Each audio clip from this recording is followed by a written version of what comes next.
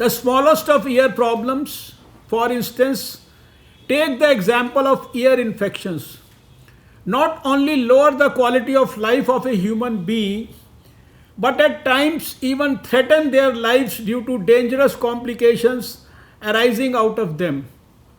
We know very well that such ear conditions and their associated hearing loss is both preventable and treatable. Yet, over 2% of my own country, India's population, mainly children, suffer from otitis media. In fact, so prevalent is the condition that some people believe that it is normal and natural for children's ears to discharge.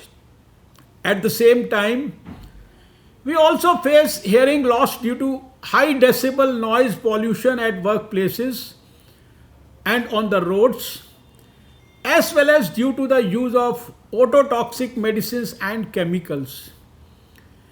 We are also aware that a large percentage of youth population, combined with over 750 million smartphone users in the country, has also exposed us to the danger of loud music and unsafe listening, leading to impaired hearing health.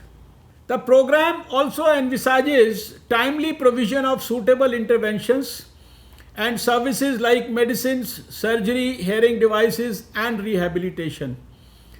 Last year, that is during 2019-20, more than 30,000 free of cost ENT surgeries and around 24,000 hearing aids were provided under this program. Though we have made a modest start, we know that we are moving in the right direction. With an annual implementation budget of 35 crores, which is approximately 5 million US dollars, funded fully by the Government of India, the national program for prevention and control of deafness now covers 595 districts in the country, reaching nearly 80% of the country's population. In the coming years, based on the recommendations of this report, we plan to further strengthen our work on hearing health and care. We plan to improve services at the community and primary levels through training of health workers for task sharing in line with the strategies outlined in the report. We also plan to expand access to affordable hearing technologies for all those in need. Another premium objective is to use the power of information technology to raise awareness among our youth on safe listening as a means of hearing loss prevention.